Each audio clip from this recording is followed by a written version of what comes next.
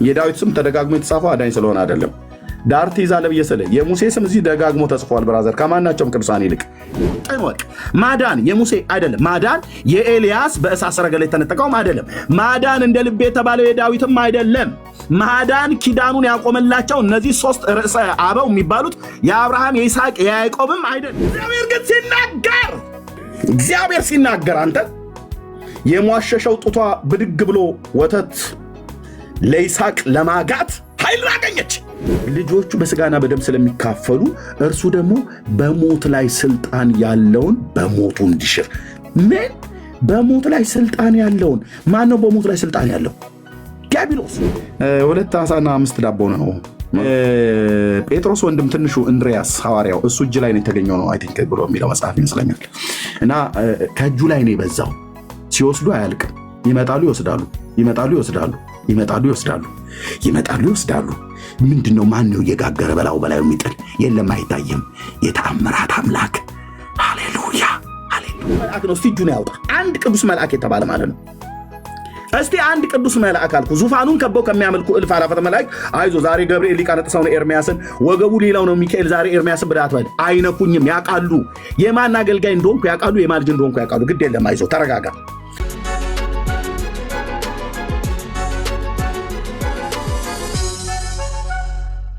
ይህን መጽሐፍ በኦርቶዶክስ ተዋሕዶ ቤተክርስቲያን ውስጥ መያዝ ወንጀል ነው።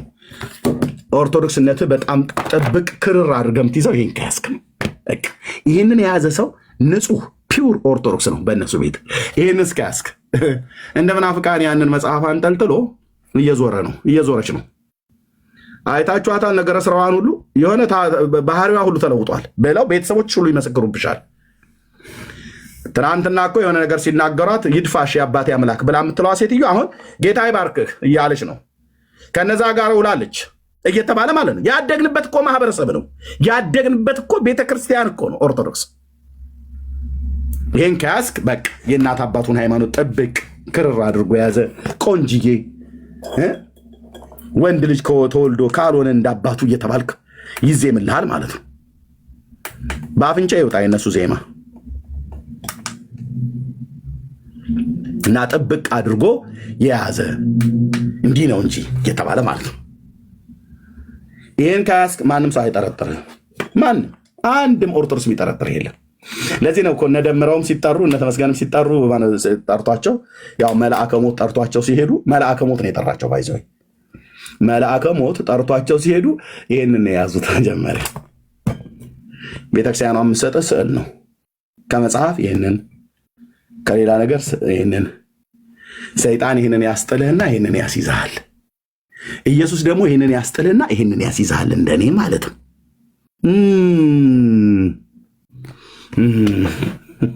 መንፈስ ቅዱስ ይህንን ያስጥልህና ይህንን ያስይዝሃል። ምክንያቱስ ይህንን በባሪያዎቹ በነቢያትና በቅዱሳት ሐዋርያት በሁላችን ጌታ በሆነው በልጁ በኢየሱስ ክርስቶስ በኩል እግዚአብሔር የነገረን እውነት እዚህ ውስጥ ነው ያለው። እዚህ ውስጥስ የለም ማለት እኮ ነው ስደግመው ስለኖርኩ። ሰይጣንስ ይህንን ያስጥልና ይህንን ያስይዛል እንደነደምረው ማለት ነው። መንፈስ ቅዱስስ ይህንን ያስጥልና ይህንን ያስይዛል።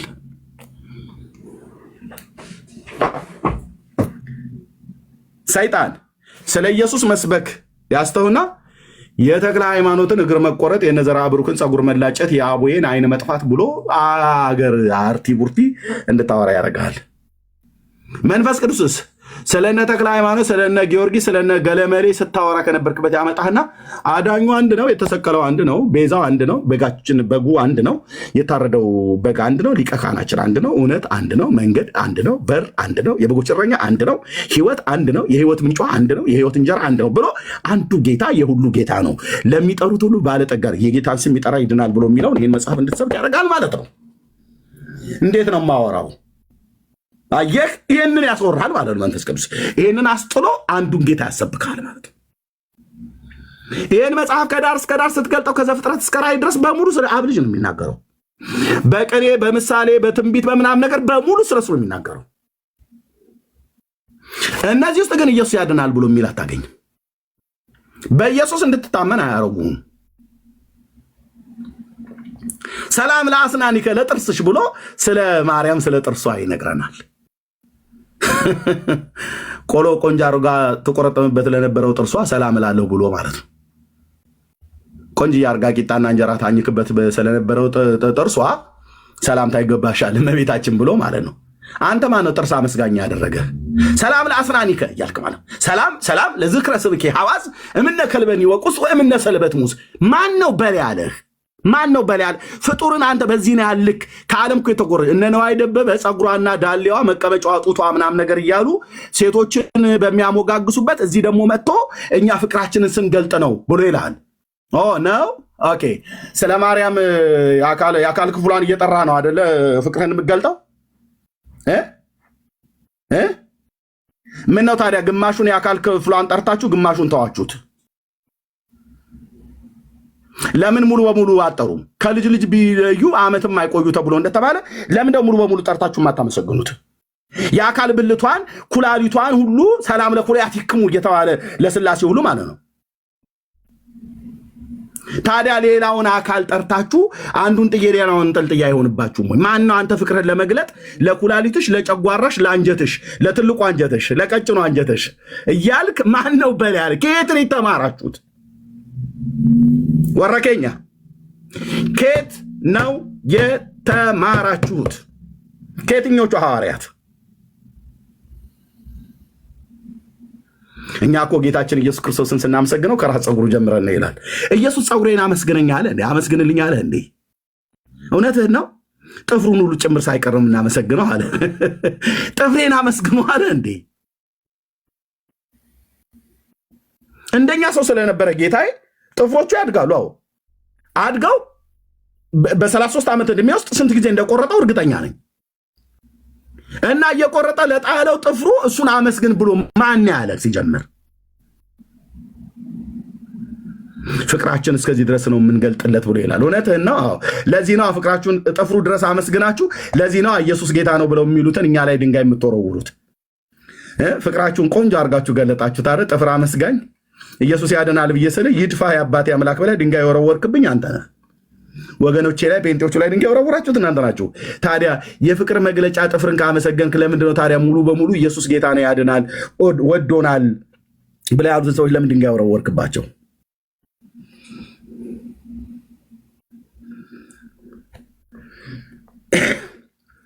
የጥፍር አመስጋኝ ኢየሱስን የሚሰብከውን ግን አሳዳች ጥፍር ነው። በቃ ሙሉ በሙሉ ከላይ እስከታች ማለት ነው። ሰላም ለኩላሊትክሙ፣ ሰላም ለጉበትሽ፣ ለትልቁ አንጀትሽ ሰላም እንላለን እያለ ማለት ነው። ማን ነው በል ያለ? አንተ ለጨጓራሽ እመቤቴ ሰላም እንልሻለን። ማን ነው በል ያለህ? ለምን ለመቀመጫው አሳላላችሁም? ነውረኞች! ማን ነው የጌታን እናት አንተ እንደዚህ አመስግን፣ እንደዚህ ፍቅርን በዚህ ነው የምትገልጠው? ይሄ እኮ ነዋይ ደበበ እኮ የሚያርጉት እኮ የነበረው ነው። ዘፋኞቹ ማለት ነው። ዘፋኞቹ እንደሚያደርጉት የኢትዮጵያ ዘፋኞች ያዝ ጡቷን ነው እጇን ነው የምትሉት ምንድነው አለ አይደል? ያዝ እጇን ዝገን ጉንጯን እያሉ ማለት ነው። ዳሌዋን ወዙዛ በዛ በዚህ ስትል እያለ ማለት ነው። አየ ምንድነው እንደዚህ የሚያስብለበት? ወድጃት ይላል ሰውየው። ይሄ እኮ ግልሙትና እኮ ነው ወንድሞች እናቶቼ። ዳንያስ ጋለሞታ ትውልድ ማለት ነው። መራቅን እያዝረበረብ ከዓለም የበቀዳው ነገር አምጥተህ እንደዚህ ብዬ እላታለሁ እንደዚህ ፍቅሬን። የትኛው ሐዋርያት ናቸው ለጌታ እናት ለቅድስት ድንግል ማርያም ፍቅሯን ለመግለጥ ብለው? እነ ጴጥሮስ ናቸው እንደ ጥፍርሽ ፀጉርሽ ሲሉ የነበሩት? የለም። ኢየሱስን እንኳን ጥፍር ፀጉር እንኳን ብለው አላሉትም። ትወደኛለህ የሆነ ልጅ ስምዖን ጴጥሮስ ብሎታል። አዎ እንግዲያው ከወደድከኝ በጎቼን ጠብቅ ነው ያለው። ትወደኛለህ ኤርምያስ? አዎ የሚወደኝ ቢኖር ቃሌን ይጠብቃል ነው ያለው። የሚወደኝ ቢኖር ቃሌን ይጠብቃል፣ አባቴም ይወደዋል፣ ወደ እርሱ እንመጣለን፣ በእሱ ዘንድ መኖሪያ እናደርጋለን ነው ያለው። የሚወደኝ ቢኖር ጥፍሬን ያመሰግንልኛል አላለም። ሰይጣን ሲጫወትበት እዚህ ድረስ ያመጣል። ያውም እኮ የጌታ ኢየሱስ ክርስቶስ ጥፍሩ ቢመሰገን እንደው ባልከፋ፣ ምኑም የሚወድቅ ነገር ስለሌለ ከጌታዬ ማለት ነው። አንተ እኮ የኢየሱስን ጥፍር ባመሰገንክበት የዘራ ብሩክንም ጥፍር ደግሞ ታመሰግንበታለህ። በኢየሱስ ጥፍር ያመነ 22 ትውልዱ ይድናል አይልም። በዘራ ብሩክ ግን ጥፍር ያመነ ግን 22 ትውልዱ ይድናል ተብሎ ተጽፏል ቤተክርስቲያን። ከእንዲህ አይነት ህይወት ውስጥ እኮ ነው ጌታ አላቆን ያመጣን። አንተዬ ከእንዲህ አይነት ህይወት ውስጥ እኮ ማለት ነው፣ ከእንዲህ አይነት የዘላለም እስራት ሰይጣን በእውርነት መጥቶን፣ ይቅርታ እህታችን በስተት ነው ቴዲ የላከልኝ መስሎኝ በስተት ነው እህቴ ሶሪ። ከእንዲህ አይነት እስራት እኮ ነው ያወጣን እግዚአብሔር ልጅ። ማረፍ በኢየሱስ ቴዲ፣ ማረፍ በኢየሱስ፣ ተዘሎ መቀመጥ በኢየሱስ። ኢየሱስ የሚወደኝ ቢኖር ቃሌን ይጠብቃል ነው ያለው።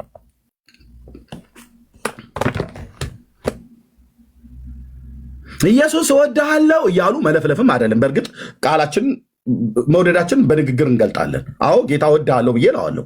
ስለወደደኝ እኮ ነው የምወደው። ግን የሚወደኝ ቢኖር ቃሌን ይጠብቃል ነው ያለው። ጌታን መውደዳችንን ከምናሳውቅበት ነገር አንዱ ለመውደዳችን ለፍቅሬ መግለጫ ቢሆን አደል ብሎ ላልዬ ዶክተር ላሊ ዳግዬ ወንድሜ ሊሊ ወንድሜ ዘመረው። ለፍቅሬ መግለጫ ቢሆን ሽቶዬን ሰበርኩት ከፊትህ ያለህን ነገር ለጌታ ለኢየሱስ ክርስቶስ ታስገዛ ማለት ነው። ስትሰጠው ማለት ነው። ራሴን ሰውነቴን ሰጣለሁ ብላ እንዳልሽ ሊልሻ ማለት ነው። አየህ ቃሉ ቅዱስ ቃሉ እንደሚል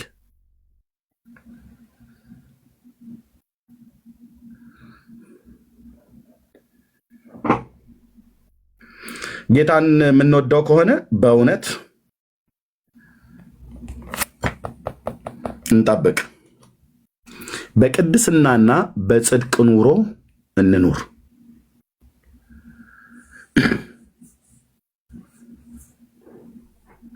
ኦኬ እንኑር። መሰረቱ ቅዱስ ቃላችን ነው። አዳኛችን ጌታችን ኢየሱስ ነው። ርስታችን መንግስተ ሰማያት ነው። ይሄ መጽሐፍ በሙሉ የሚያወራው ስለ እግዚአብሔር ልጅ ነው፣ ስለ ኢየሱስ ክርስቶስ፣ ስለ እግዚአብሔር ነው። ሰዎችን እንኳን ማርያምን፣ አብርሃምን፣ ይስሐቅን፣ ያዕቆብን እንኳን ቢጠራ እግዚአብሔር በዘመናት መካከል ትውልድ ስላለው እሱ ስራውን ሲሰራ በዘመናት መካከል ራሱን ያለ ምስክር ስለማይተው ምስክሮች እንዲሆኑ የገቡ ሰዎች ናቸው። የማርያም ስም እዚህ ውስጥ ተደጋግሞ የተጻፈው አዳኝ ስለሆነች አይደለም። የዳዊት ስም ተደጋግሞ የተጻፈው አዳኝ ስለሆነ አይደለም። ዳር ትይዛለህ ብዬ ስልህ የሙሴ ስም እዚህ ደጋግሞ ተጽፏል። ብራዘር ከማናቸውም ቅዱሳን ይልቅ የአብርሃም ዘር በብሉይ ኪዳንም የአብርሃም ስም በብሉይ ኪዳን በአዲስ ኪዳን እንደ ጉድ ነው የተጻፈው። አብርሃም የሚባለው አባት ማርያም ብሎ ከሚለው ስም በላይ የአብርሃም ስም ይበልጣል መጽሐፍ ቅዱስ ውስጥ። ልብ በሉ። ማርያም ብሎ የሚለውን ሰርች አድርገው። ያውም የጌታ እናት 5 እና 6 ቦታ ነው ምናልባት አዲስ ኪዳን ላይ የምታገኘው ማለት ነው። እንደው ቢበዛ 50 ጊዜ ምናምን ነገር በላይ እናቱ ብሎ የሚለውን አብረን ተጨመረም ማለት ነው። ሌሎች ማርያሞችም አሉ፣ ወደ 7 የሚሆኑ ማርያሞች ከሙሴት ከማርያም ጀምሮ። አብርሃም ብሎ የሚለውን ስም ብሉይ ኪዳን ላይ ብቻ ፈልገው ስንት እንደሆነ ብዛቱ። ሙሴ የሚል ስም ስንት ጊዜ እንደተጻፈ ፈልግ። ዳዊት የሚል ስም ስንት ጊዜ እንደተጻፈ ፈልግ። ብራዘር ትደክማለህ አልኩ ቁጥሩ። ኢትዮጵያ 43 ጊዜ ተጻፈች መጽሐፍ ቅዱስ ላይ ስሟ 43 ጊዜ ተጽፏል ይለኛል። ግብፅ ትበልጠናለች መጽሐፍ ቅዱስ ስሟ በመጽሐፍ። ሶሪያማ በጣም ነው የምትቦንሰን። ፍልስጤም በጣም ጢባ ጢቤ ነው የምትጫወትብን። የብዙ መጽሐፍ ከሆነ አንተ ፍልስጤም ብሎ የሚል ራስ ገዝ መጽሐፍ ቅዱስ ላይ ስንት ጊዜ ተጽፏል? ብዙ በተጻፈ ከሆነ ማለት ነው። ብዙ የተጻፈ ከሆነ እስራኤል ብሎ የሚለው ስም ከ1000 ምናምን ነገር በላይ ነው ምናምን ነገር ያህል ተጽፏል እዚህ መጽሐፍ ቅዱስ ውስጥ እስራኤል ብሎ የሚለው ስም ማለት 43 ጊዜ ስሟ የተጻፈ ብሎ ይላል።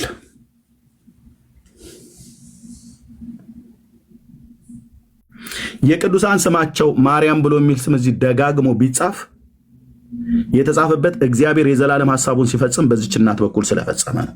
ብርቱ የሆነው እሱ በእኔ ታላቅ ስራን አድርጓል፣ ምሕረቱም ለትውልድ ትውልድ ይኖራል ብላንዳች። ብርቱ የሆነው እርሱ በእኔ ታላቅ ስራን አድርጓል አለች። በቃ ብርቱ የሆነው እግዚአብሔር በእርሷ ታላቅ ስራ ሲያደርግ ያደረገባት የጌታ እናት መሆኗ ስሟ ተጽፏል። ብርቱ የሆነው እሱ ቃል ኪዳኑን ከአብርሃም ጋር ሲገባ የአብርሃም ስሙ ተጽፏል። ብርቱ የሆነው እሱ ከኪዳን ጋር ኪዳኑን ከይስሐቅ ጋር ኪዳኑን ሲያቆም ለያዕቆብም በማለው ለይስሐቅም በማለው ኪዳኑን ሲያቆም ተጽፏል። ያዕቆብ የሚባለው ስም እስራኤል ተብሎ እስኪቀየርለት ድረስ ተጽፏል። ኖህ ተጽፏል፣ ሄኖክ ተጽፏል። የእምነት እናቶችና አባቶች ደጋግሞ ስማቸው ተጽፈዋል። ግን አዳኞች አይደሉም። ማዳንም አይችሉም። ማዳን የሳራ አይደለም። ማዳን የአብርሃም አይደለም። ማዳን የይስሐቅ አይደለም። ማዳን የጌታ እናት የማርያም አይደለም። ማዳን የኪሩቤልና የሱራፌልም አይደለም። ማዳን የሚካኤልና የገብርኤልም አይደለም። ቁርጥህን ወቅ። ማዳን የሙሴ አይደለም። ማዳን የኤልያስ በእሳት ሰረገላ የተነጠቀውም አይደለም። ማዳን እንደ ልቤ የተባለው የዳዊትም አይደለም። ማዳን ኪዳኑን ያቆመላቸው እነዚህ ሶስት ርዕሰ አበው የሚባሉት የአብርሃም የይስሐቅ የያዕቆብም አይደለም። ማዳን የማን ነው? የእግዚአብሔር ነው። ማዳን የማን ነው? የበጉ ነው። ተው እንጂ ማዳን አይደለም። ማዳን የእግዚአብሔር ነው። ማዳን የሳራ አይደለም። አንተ ማርያም ትላለህ እንዴ? ከሳራ ማህፀን የተገኘችው ራሷ ማርያም፣ ከአብርሃም አብራክ ነው የተገኘችው ራሷ ማርያም። የትኞቹንም ነቢያት ጥራ፣ ራሷ የጌታችን እናትን ጥራ። በሙሉ ሰብስብ ብራዘር። እነዚህ ሁሉ የተገኙት ከአንዱ አባት ነው። ከማን? ያው ትምክህት ሁሉ በሙሉ ቁጭ ይላል በቂጡ ማለት ነው። ቁጭ ነው ማለት በመቀመጫው ሄዶ ዘፍ ነው ማለት ያለበት። ምዕራፍ 51 ያው እናንተ ጽድቅን የምትከተሉ እግዚአብሔርን የምትሹ ስሙኝ፣ ከእርሱ የተቆረጣችሁበትን ድንጋይ ከእርሱም የተቆፈራችሁበትን ጉድጓድ ተመልከቱ ይላል። ወደ አባታችሁ ወደ አብርሃም ወደ ወለደቻችሁ ወደ ሳራ ተመልከቱ። ለምን? ደህንነት በእነሱ ዘንድ ነው የሚገኘውና አላለም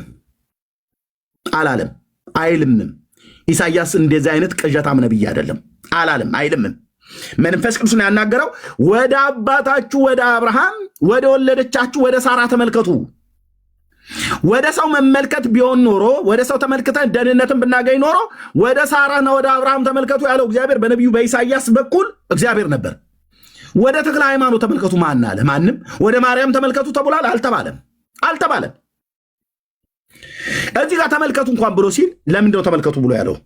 አንድ ብቻውን በሆነ ጊዜ ጠራሁት ይላል። ማንን? አብርሃምን ማለት ነው። ከእናታችን ከሳራ ጋር ጠራሁት ሽማግሌውን።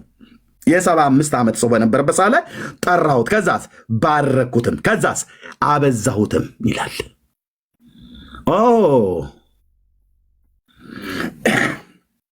ታዲያ ለምን እንከተለው? ወደ እሱ ለምን እንመልከት? የእምነት አባት ስለሆነ ማለት ነው። ፍለጋውን እንድንከተል ከኡር ከለዳውያን ምድር ከእናትና ከአባት ከዘመዶች ቤት ተለይተው ውጣ ብሎ ሲለው ወጣ። ወዴት እንደሚሄድ ሳያውቅ ወጣ ይላል እስጢፋኖስ ሲናገረው በምዕራፍ 7 ሐዋርያ ሥራ ላይ። እኔ ወደማሳይ ምድር ና ብሎ አለው ዘፍጥረት ላይ። እስጢፋኖስ ደግሞ ወዴት እንደሚሄድ ሳያውቅ ወጣ ይላል። ታውቃለህ? ምን አይነት መታመን ነው!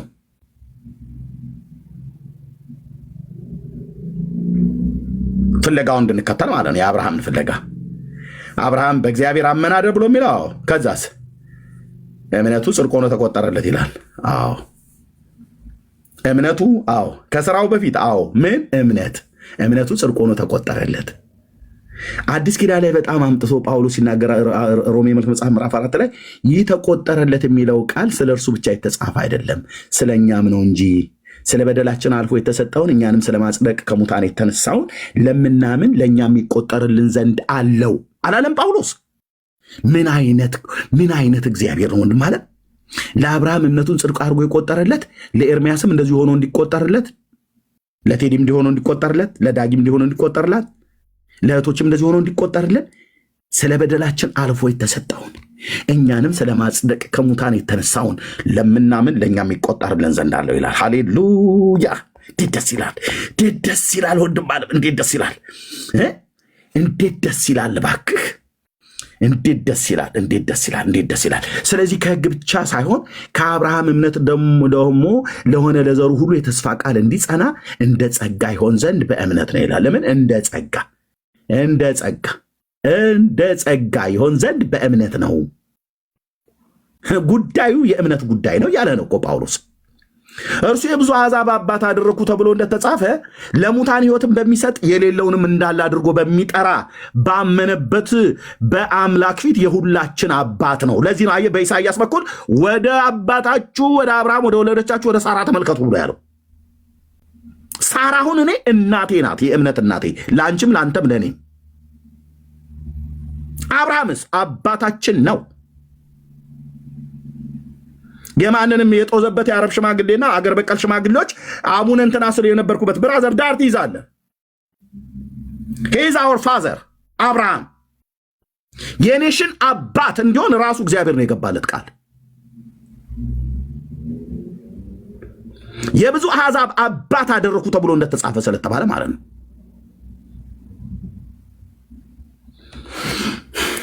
ዘር እንዲሁ ሊሆን ነው እንደተባለ ተስፋ ባልሆነ ጊዜ የብዙ አሕዛብ አባት እንዲሆን ከሚማጅኑ ወንድሞች ናቶች የብዙ አሕዛብ አባት እንዲሆን ተስፋ ይዞ አመነ። ምንድን ነው አመነ? እምነት በማመን ምናምን ነገር አመነ። ባመነበት እንዲያምን በእምነት በኩል የ100 ዓመትም ሽማግሌ በሆነ ጊዜ እንደ ምውት የሆነውን የራሱን ሥጋና የሳራን ማኅፀን ምውት መሆኑን ምውት ብሎ የግዕዝ ቃል ነው ብራዘር። ግራ ሲያጋባ አሁን ይህንን ምውት ማለት የሞተ መሆኑን ነው መባል ያለበት። የሞተ ግራ ለማጋባት አየህ፣ ሊቃውንቱ ካልፈቱት በስተቀር ምውት ማለት የሞተ ማለት ነው። ምን ማለት ነው? የ100 ዓመት ሽማግሌ እንደሆነ ምውት የሆነ የራሱን ሥጋና የሳራን ማኅፀን ምውት መሆኑን በእምነት ሳይደክም ተመለከተ ይላል። ምን ማለት ነው? ኦልሬዲ ይሄ ሥጋዊ ማንነታቸው ዴድ ሆኗል። ነገርየው የሴት ወግም ቀርቷል። ባጭሩ በአማርኛ ልብን አልነግራችሁም፣ ጀርባዬን ሳላዞር የግብረ ሥጋ ግንኙነት ለማድረግ ሁለቱም ጋር ያለው ነገር ዴድ ሆኗል፣ ሞቷል። ስሜት የሚባል ነገር ሂንጅሩ የለም። ዊሃኒ ዛሬ ሳይ በጣም ነው በቃ ያማርከኝ ብላ አትለውም። ለምን? አርጅታለች። አሮጊት ምኑ ያምራታል? ሽማግሌ ምኑ ያምረዋል? አንዳንዶች ሽማግሌዎች አሉ እዚህ ነገሩ ሹገር ማሚ እያሉ በየሰፈሩ በየጥጋጥጉ በየሰንሰሉ በየጎጣጎጡ የሚሯሯጡ ማለት ነው። አንቱዬ ንስሐ አይገቡም፣ ይገባሉ። ከነሽበቶት ሴት የሚጠቅሱ ማለት ነው። ከነሽበቶት ወጠብሻ ጎረምሳ ሲያገኙ የሚጠቅሱ እናቶች እና የምጠቅሱ አባቶች ታቆሙ ከሆነ አቁሙ፣ ካልሆነ መድኃኔዓለም ዱላውን ሲያነሳ ማንም አይገላግልህም። የእነሱ አልሞተባቸውም። አየህ፣ ባረቄም በምንም ያስነሱታል። ከደንበጫና ከደብረ ብርሃን ከአርሲ አረቄ አስመጥቶ በሱሉ ሊያዝ እንትን እንደ ኩሽኔታ እንትን ብሎ ታወስለህ። አብርሃም የራሱ ሥጋ ምውት ማለት ኦልሬዲ ዴድ ነገርየው አይሰራም ማለት ነው ከማርጀቱ የተነሳ። ቃል ግን ሲመጣ፣ ተስፋ ግን ሲመጣ፣ የአብርሃም አምላክ ግን ቤቱ ሲመጣ የዛን ቀን እግዚአብሔር በድንኳኑ ገብቶ በበላ ቀን የዛሬ ዓመት መጣለሁ ብሎ አለው አይደል? በቃ መጣ። የዛሬ ዓመት እንደተናገረ ሳራን አሰባት ይላል እግዚአብሔር ሲናገር። በዚያን ቀን አብርሃምና ሳራ ነገርየውን ለማድረግ ጉልበት ኬት አመጡ? የ91 ዓመት አሮጊት ግብረ ሥጋ ግንኙነት ለማድረግ ኬት ነው ያንን ኃይል ያመጣችው? ሳራም ለመፀነስ በእምነት ኃይልን አገኘች ይላል። አየህ፣ ነገርየውን እንኳን ለማድረግ ከሚስት ጋር ኃይል ማግኘት አለብህ። ሽማግሌውስ ኃይልን አገኘ። ለምን? እግዚአብሔር ልጅ ይፈልጋል ከዚህ አባት። ዝም ብሎ የሚሯሯጥ ሰፈር ላይ ቡና ጠጡ እያለ ብሎ የሚል ልጅ አይደለም። ኪዳኑን በእሱ ላይ ሊያቆም የሚፈልግ ብላቴና ይፈልጋል። እዚህ ቤት፣ እዚህ ሽማግሌ ቤት ብላቴና ይፈልጋል እግዚአብሔር። የዘላለም ኪዳኑን ሊያቆም መሲሁን ሊያመጣ። የእሷም ሥጋ ምውት ነው። ከንፈሯ ልሳሞ ብሎ ቢል ተሸብሽቦ ፌስታል መስሎ እንትን ብለዋል። የለም ጠንከራ አድርጎ ልሳሞ ብሎ ቢል ሊቆረጥ ሁሉ ይችላል። ሰው ሲያረጅ እንደዛ ሥጋው ይሳሳል አይደል? ቁርጥ ብሎ ሊቀርብ ይችላል። እግዚአብሔር ግን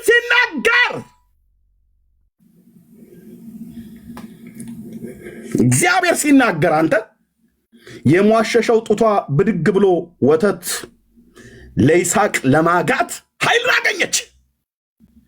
እነዚህን እናቶችና አባቶች እንኳን አንተ ያድናሉ ተብሎ እኮ አልተባለም። የማንንም የጦዘበትን እኮ ሽማግሌና አሮጊት እኮ ነው ከኢትዮጵያ ሰብስበው እማሆይ እንትና አቡነ እንትና ይለኛል። ይኸው አቡነ ብለህ ካልከኝ ይኸው አቡነ አብርሃም ማለት ይሄ አባታችን። እሳቸው እንኳን አያድኑም። መድኃኔዓለም ምስክሬ ነው ስልህ የኢየሱስ ክርስቶስ አባት የተባለው አብርሃም የኢየሱስ ክርስቶስ እናት የተባለችው ሳራ እንኳን አታድንም። የኢየሱስ ክርስቶስ እናቱ በስጋ የወለደችው ማርያምም አታድንም። ምስክሬ ማርያም ነች አልልህም። ምስክር ሆነ አታውቅም። ምስክሬ እግዚአብሔር ነው። አያድኑም። ግን አየህ የራሱ ስጋ ምውት እንደሆነ የማርያም ማነው የሳራ ማህፀን ምውት መሆኑ በእምነቱ ሳይደክም አቤት በእምነቱ ሳይደክም ተመለከተ። ለእግዚአብሔርም ክብርን እየሰጠ የሰጠውንም ተስፋ ደግሞ ሊፈጽም እንዲችል አጥብቆ እየተረዳ በስመ አብ አብርሃም። እኔ ሰው ቢመለክ ኖሮ ይሄን ሰው ነበር ማመልከው። እግዚአብሔር አምልኩት ብሎ ቢል ሰውን አምልኩ ብሎ ቢል ዘምሩላቸው፣ ስገዱላቸው፣ አሸብሽቡላቸው፣ አቸፍችፉላቸው ብሎ ቢል ነበር እግዚአብሔር ከአብርሃም የበለጠ ወዳጅ የለውም። ከዳዊት የበለጠ እንደ ልብ የሆነ ሰው የለውም። ትረጋጋለህ። 4 ነጥብ። እነዚህ ሁለት አባቶች ለእግዚአብሔር ብርቅዬ ናቸው። ለምን አልነግርህም?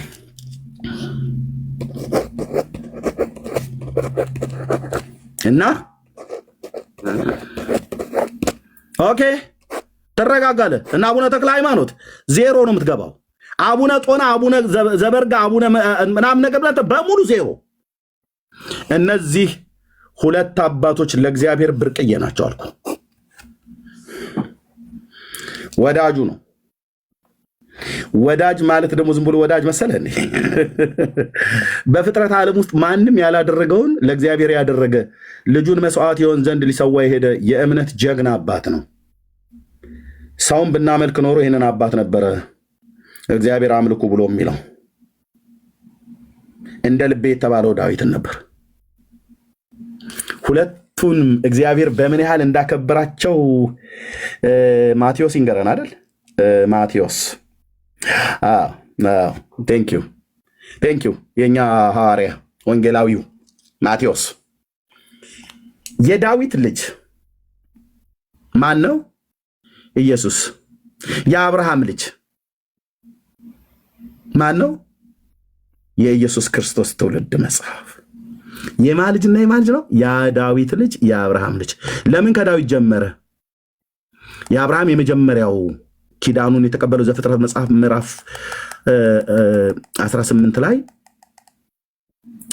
22:18 ላይ አብርሃም ስለሆነ ዳዊትስ በኋላ ከአብርሃም በኋላ ላይ እሱ ነው የተቀበለው የመጨረሻው ኪዳኑ። በዚህ እነዚህ ሁለት አባቶች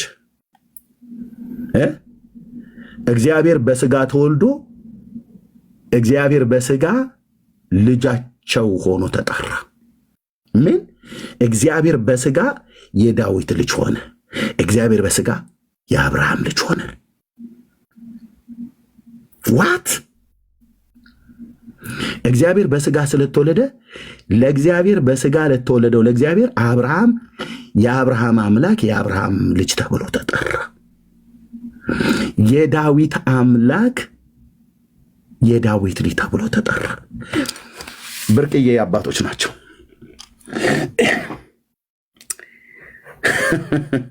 እንደ ልቤ ነው ያለው። ይሄኛውን ሲጠራው ፍቃዴን የሚያደርገውን የእሴይ ልጅ ዳዊትን አገኘሁት ይላል። እንደ አብርሃምን ሲጠራውስ ወዳጄ።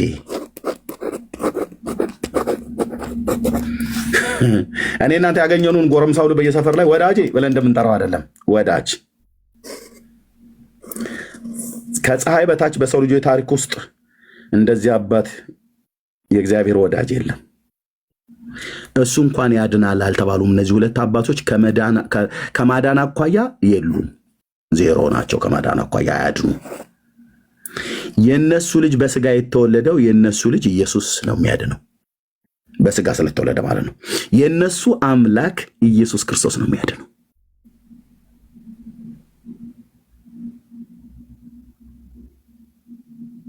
እኛ እኮ አንተ ምድራችን ላይ እኮ የተሰበከ የርግማን እኮ ወንጌል ብለህ አትለው። ምን የርግማን ተረት ማለት ነው።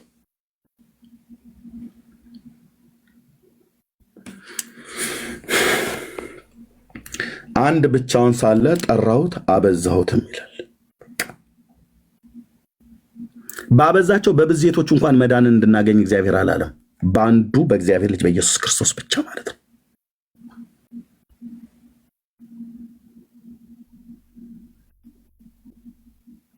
ታዲያ አብርሃምን ለቀቅ፣ ኢየሱስን ጠበቅ።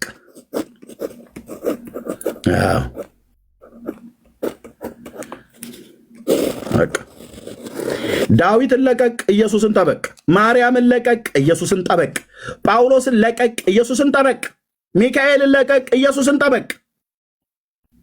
ኦኬ ተክለ ሃይማኖት ምናምን ብለህ ብትላቸው ማነሱ ከቁጥር የማይቆጠሩ ለቀቅ። ኤልያስን ለቀቅ፣ ኢየሱስን ጠበቅ። ሙሴን ለቀቅ፣ ኢየሱስን ጠበቅ።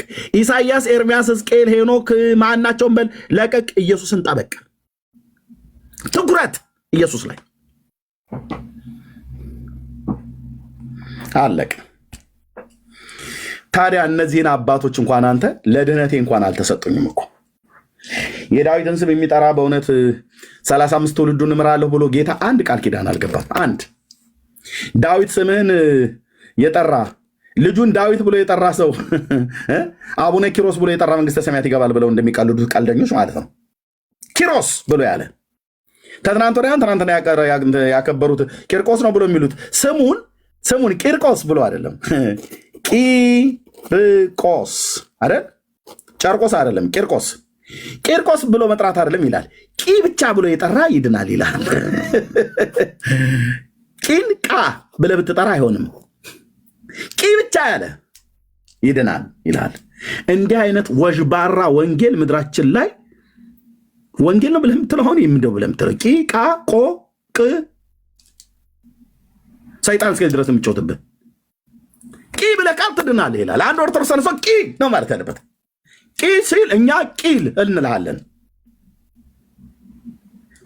ቂላቂል ሰይጣን ቂ ቷ ቋ ፏ ቿ በል ይልሃል። ሰይጣን ሲጫወትብህ ማለት ነው። መጽሐፉ ኢየሱስ የጌታን ስም ይጠራ ይድናል ይልሃል። እዚህ አንተ ቂ ዛሬ 19 ነው ሊቀሙ አይደለም አይደል? ደረሰ እንዴ? የዓመቱ ነው የወሩ ነው ጨርቆስ ነው ከእናቱ ጋር ከየሉጣ ወሞ የሉጣ። ስለዚህ ቂ በሉ እኮ ተብሏል። ቂ ይህንን አሁን እኔ የምልህ እኔ መንፈሴን አታበሳችሁት።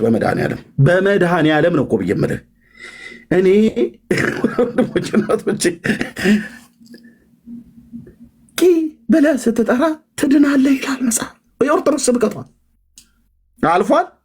ኧረ ለዘላለም አይምጣ። እዛው ባለፈ መቼ ያልፋል? እነሱ ትውልዱ ካላለፈ መቼ ያልፋል ብለሽ ነው ይመጣል። ያው በየወሩ ሊያደርቁን ሊያበሽኩን ማለት ነው።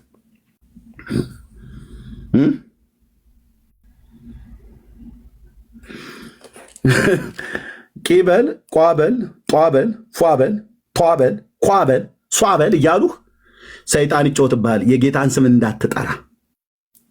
የጌታን ስም የሚጠራ ይድናል ብለህ ይልሃል። ኦርቶዶክስ ደግሞ ቂ ብለህ ከጠራ ትድናለህ ትላለች። ቂ ማለት ቂ ብለህ ስትጀምር ቂርቆስ መሆኑ ይታወቃል ብለህ ማለት ነው እንዴ? ቂ ማለት ቂጥም ማለት ነው። ቂ ማለት ቂጣም ማለት ነው። ቂ ማለት ቂልም ማለት ነው። አይደለም እንዴ? ግልጽ እኮ ነው። በወረደ በባላገር አማርኛ ነው የማወራው። ቴንኪው ጌታ ይባርክ። ኤርሚያስ እንደዚሁ እንደወረደ እደግመዋለሁ። ቂ ማለት ቂጥም ማለት ነው። የምን ቂ ብቻ የጠራ ቂርቆስ ለምን ቂ ቂጣ ቂ ቆሎ ማን ነው? ቂ ቂጣ ቂ ቂል ቂ ቂም ቂምም አለ እንዴ? እንደገና እዚህ አሁን አስተምር እንዴ? ቂ ብለህ ከጠራ በቃ ቂርቆስ መሆኑ ይታወቅልሃል። በመንፈሳዊው ዓለም ዋናው በኦርቶዶክስ ጥላ ስር መሆንህ ነው ብሎ ይልሃል። ይሄ ሻውራራ ትምህርት ማለት ነው።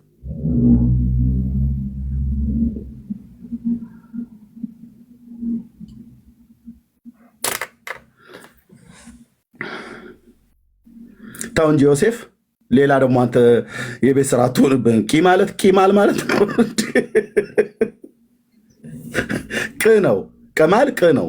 ቂና ቀኑ ለዩ እንጂ ሌላ የቤት ስራ ደግሞ አንተ አትስተን።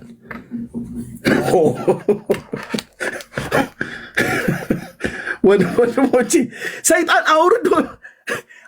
እኔ በጣም ስሜቴን ድብልቅልቅ የሚያደርግብኝ ነው። አውርዶ ከመስቀሉ ላይ የሞተልህን ጌታ አውርዶ የጌታን ስም በእምነት ጠርተህ እንዳትድን ቂ ብለህ ጥራ። ቂ ብሎ የጠራ ይድናል ይላል። እነ ኢዩኤል ግን ትንቢት የተነበሩት በመጨረሻው ዘመን እንዲሆናል የጌታን ስም የሚጠራ የእግዚአብሔርን ስም የሚጠራ ይድናል ይላል። ኦርቶዶክስ ደግሞ ቂ ብሎ የጠራ ይድናል ትላለች። ላምጣው እንደ መጽሐፉን ልክፈት ሆይ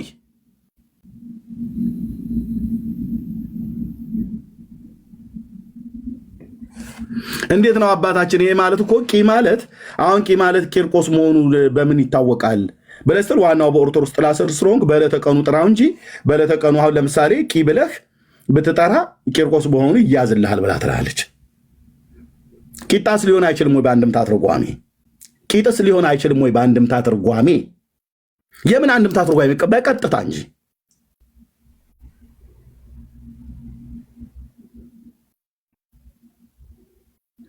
እዚህ ደረጃ ላይ ተደርሷል ክርስትና። እና አብርሃም እግዚአብሔርን አምነው ነው የጸደቁት። እኛን ግን ቂ ብለህ ጠርተህ ትጸድቃለህ ትላለች። ለዚህ ህዝብ ታዲያ ወንጌል አይነገርም እንዴ?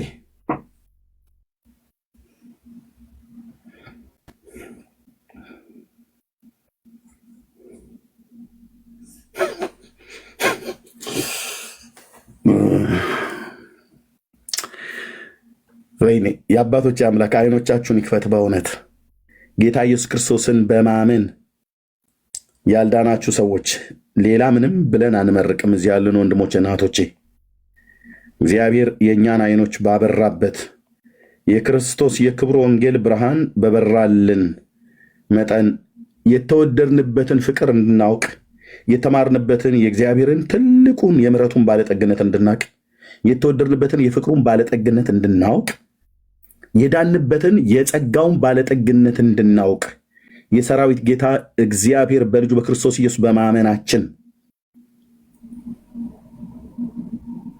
ይህንን መገለጥን ይህንን እውቀትን የሰጠን ይህንን እምነትን በእግዚአብሔር ልጅ ላይ ባለን እምነት እንድንድን ይህንን እምነትን ይህንን ለሕይወት የሚሆን ንስሐን የሰጠን እግዚአብሔር ለእናንተም ለአንተም ለአንቺም ለእናንተም ላልዳናችሁ ገና ለምትቆበዘበዙ ለእናንተ እግዚአብሔር እንዲሰጣችሁ ጸሎታችን ነው። ከዛ ቂበል ፏበል ቷበል ኳበል ሷበል ሯበል ሿበል ከሚለው ውስጥ ተወጣና ኢየሱስ ትላለ ማለት ነው። እነ ቂና እነ ቋቋ ሁሉ በሙሉ እነ ቂርቆስ በሙሉ ኳልኩ በነገረ ድነት ውስጥ አንዳቸውም አይገቡም። አንዳቸውም ወዳጅ የተባለውም አብርሃም በል ዳዊትን በል አንዳቸውም አይገቡም ነገረ ድነት ውስጥ አንድም ኳልኩ። ቃል ለምድር ለሰማይ አንድም አታስገባም። አንድ ብኳ አልኩ። ይኸው ንጉሱ ኦኬ በግርማው እዚህ ቀራንዮ ኮረብታ ላይ ለበደልና ለኃጢአትህ ለበደሌና ለኃጢአቴ ሞትን የቀመሰ እውነተኛ ወዳጅ ይኸው ቤዛዬ ይኸው ጌታዬ እዚህ የተመሳቀለ እንጨት ላይ እንደ እርጥብ ቆዳ ወጥረውት ሮማውያን የሰቀሉት አዳኝ ኦኬ አዎ የህይወቴ ጅማሬም ፍጻሜም እዚህ ነው። ያስጠላኛል አልኩ። ከሱ ውጪ ሌላ ነገር በጣም ይሄ ምንድነው አባ ጨጓሪ የሚባል ነገር ታስታውሳላችሁ? ድሮ ገጠር እኔ ሰውነታችን ላይ ይወጣ ነበር ሲሄድ እንደሚኮሰኩስ ወይ ቅንቅን እንደሚባል ልክ የዛኔ ያለ ሽክክ ነው የሚለኝ እንደሚባለው ማለት ነው። የሐረር ሰዎች ነው የሚሉት ይሸክከኛል አልኩ። ታውቃለህ? ከኢየሱስ ውጪ ሌላ ስታወራ ማለት ነው ሌላ ስታወራ ለዘላለም ወደ ጉድጓድ ይግባ አልኩ። ከሱ ውጪ ሌላ አዳኝ አለ ብለህ ስጠረኝ የለም። ኢየሱስ ክርስቶስ የእግዚአብሔር ልጅ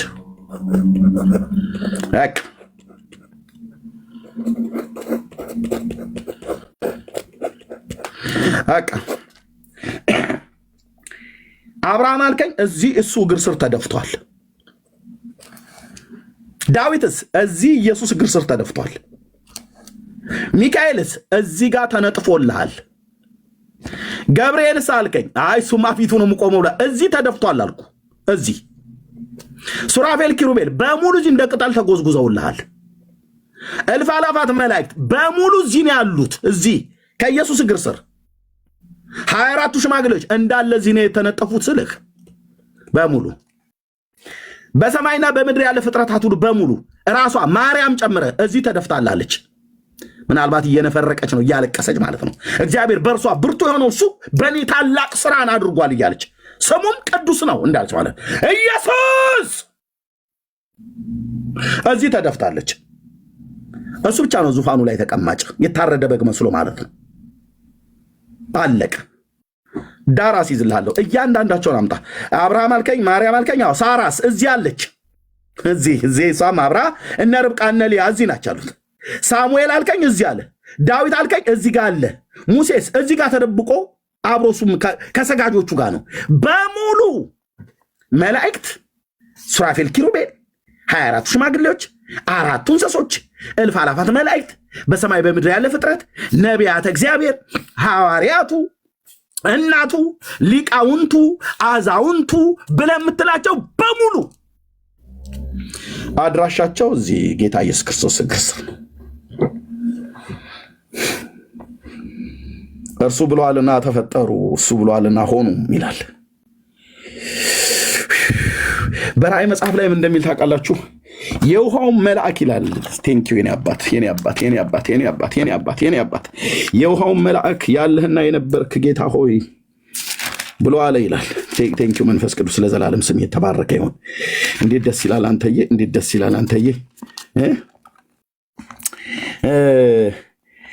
ምን አሉ ይላል? ይኸው እዚህ ጋር ሁሉን የምትገዛ ጌታ አምላክ ሆይ ስራህ ታላቅና ድንቅ ነው።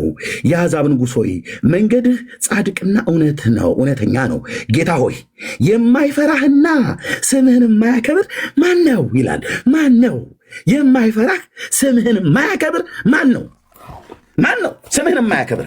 የትኛው መልአክ ነው? እስቲ እጁን ያውጣ። አንድ ቅዱስ መልአክ የተባለ ማለት ነው። እስቲ አንድ ቅዱስ መልአክ አልኩ። ዙፋኑን ከበው ከሚያመልኩ እልፍ አላፋት መላእክት አይዞ ዛሬ ገብርኤል ሊቀነጥሰውን ኤርሚያስን ወገቡ ሌላው ነው ሚካኤል ዛሬ ኤርሚያስን ብዳት በል አይነኩኝም። ያውቃሉ የማን አገልጋይ እንደሆንኩ ያውቃሉ፣ የማን ልጅ እንደሆንኩ ያውቃሉ። ግድ የለም አይዞ ተረጋጋ። እስቲ አንድ እኮ ነው ያልኩት። አንድ መልአክ እሱን የማይፈራ ስሙን የማያከብር ሲጠራልኝ በሙሉ እግሮቹ ስር የገዘጎዝኳቸው አውቄ ነው። ኦኬ ስምህን ጌታ ሆይ የማይፈራህና ስምህን የማያከብር ማን ነው? አንተ ብቻ ቅዱስ ነህና አንተ ብቻ ቅዱስ ነህና የጽድቅህንም ሥራ ስለገለጥህ አሕዛብ ሁሉ ይመጣሉ፣ በፊትህ ይሰግዳሉ እያሉ የእግዚአብሔርን ባሪያ የሙሴን ቅኔ የበጉን ቅኔ ይዘምራሉ ይላል። አየሁም ይላል ደግሞ ከዚያም በኋላ አየሁም ይላል የምስክርንም ድንኳን መቅደስ በሰማይ ተከፈተ። ሰባቱንም መቅሰፍት የያዙ ሰባቱ መላእክትም ከመቅደሱ ወጡ። በተልባም እግር የተሰራ ጥሩ የጌጠ ልብስን ለበሱ፣ ደረታቸውንም በወርቅ መታጠቂያ ታጠቁ። ከአራቱም እንስሶች አንዱ ከዘላለም እስከ ዘላለም ድረስ የሚኖር የእግዚአብሔር ቁጣ የሞላባቸውን ሰባቱን የወርቅ ጽዋዎችን የሰባቱን መላእክት ሰጣቸው። ከእግዚአብሔር ክብርና ከኃይሉ ጢስ በመቅደሱ ሞላበት። የሰባቱ መላእክት ሰባቱ መቅሰፍት እስኪፈጽሙ ድረስ አንድስ እንኳን ወደ መቅደሱ ይገባ ዘንድ አልቻለም ይላል። ምን ይላል ግን? ምን ይላል? እዚህ ወንድሞች እናቶቼ አሕዛብ ሁሉ ይመጣሉ። ከዛስ በፊት ቆመው በትዝብት ቃል ይሰሙሃል አይደለም እኮ ብሎ የሚለው በፊት ምን ይላሉ ይላል? ይሰግዳሉ። አሕዛብ ማለት በሁለት ቋንቋ ይተረጎማል። አንደኛው ጌታን የማያውቅ ሕዝብ አረማውያን የሆኑ የአብርሃምን አምላክ እግዚአብሔርን የማያመልኩ አሕዛብ ተብሎ ተጠርተዋል። ሁለተኛውና ዋነኛው ግን ሕዝብ ማለት ነው። ኔሽን ራሷ እስራኤልን ሁሉ ጨምሮ ማለት ነው። ኔሽን ትውልድ ማለት ነው። ያው ትውልድ ሁሉ ይመጣሉ፣ በፊትስ ይሰግዳሉ።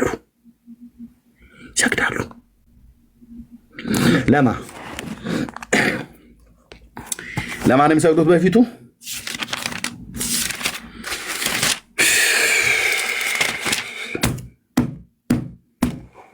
በዙፋኑም ላይ በተቀመጠው በቀኝ እጁ ውስጥም በውስጥና በኋላ የተጻፈበት 7 ማኅተም የተዘጋ መጽሐፍንም አየሁ። ብርቱም መልአክ መጽሐፉን ይዘረጋ ዘንድ ማኅተሞቹን ይፈታ ዘንድ የሚገባው ማን ነው ብሎ በታላቅ ድምፅ ሲያውጅ አየሁ ይላል። እጁን ያወጣ የለም፣ እኔ ብሎ ያለ አንድ መልአክ የለም። አይገርምም? እኔ ያለው እንዴ እኔ ያለው አላለም። አብርሃም እዛ ጋር ነበር፣ እሱ አየሁ ይላል። ዮሐንስ በፍጥሞ ደሴት ላይ ሆኖ ነው ያየው። እንደ ልቤ የተባለ ዳዊት እንደ እኔ ያለው እኔ ምን መጽሐፉን ለመክፈት ማዕተቡን ለመፍታት ኧረ እኔ ያለው ጎልያድን የጣልኩ እኔ ያቅተኛል እንዴ አለው። ስላላየህ ነው ዮሐንስ እኔ ያለው ጥግ ላይ ሆኜ ነው ያላየኝ ብሎ ሊል አይችልም ዳዊት። አብርሃምም ሊል አይችልም። ሱራፌል ኪሩቤልም የተባሉ መላእክት ክንፋቸውን እያማቱ አለን እኛ እንዴ ለእኛ ምን ተስኖን አላሉም። ሊሉም አይችሉም።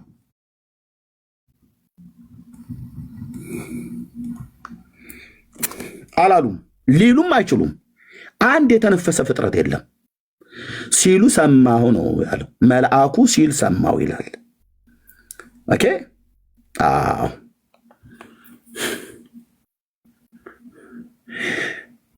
ብርቱ መልአክ ነው አዋጁን ያወጀው። መጽሐፉን ይዘረጋ ዘንድ ማኅተሞቹን ይፈታ ዘንድ የሚገባው ማን ነው ብሎ በታላቅ ድምፅ ሲያውጅ አየሁ ይላል። ለአዋጁ ምላሽ የሰጠ ማንም የለም። በሰማይ እነዛ ሁሉ ፍጡራን ቅዱሳን መላእክት ጻድቃን አባቶች በተሰበሰቡበት ነው አዋጁ የተነገረው። አንድ እጁን ያወጣ የለም። መድኃኔዓለም ምስክር ነው። አንድ አብርሃም በለው፣ ሞትን ሳያይ ሄደው ሄኖክ በለው፣ ኤልያስ በለው፣ በእሳት ሰረገላ ሁሉ ጥግ ጥጉን ይዞ ነው የቆሙ። ሁሉ አይችሉም። ምን አልከኝ ወንድም አለም? አይችሉም። አልተቻላቸውም። ምን ሊቻላቸውም አይችሉም።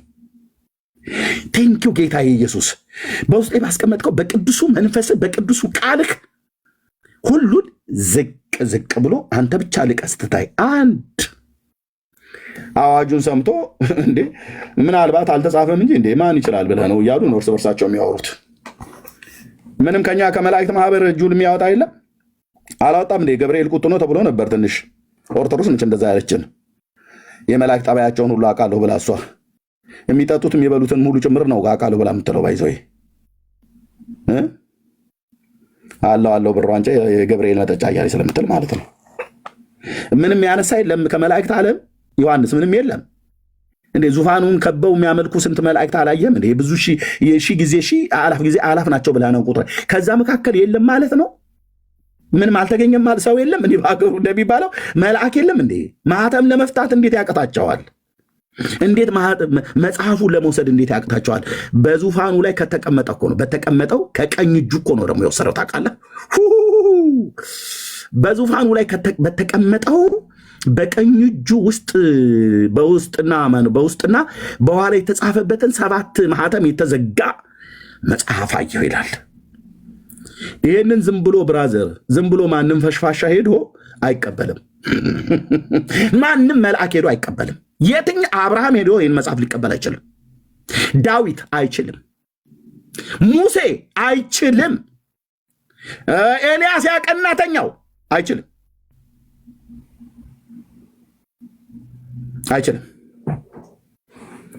ጳውሎስ ብለህ አይችልም። ጴጥሮስ ጥግ ይዘዋል። ሁሉም በሰማይ ለግማሽ ሰዓት ያህል ጸጥታ ሆነ ይላል። ራእዩን ስታጠው ነው። ዝም በሉ እስኪ አሁን አንዴ ተብለው አይደለም፣ ዝምታ ሆነ ይላል።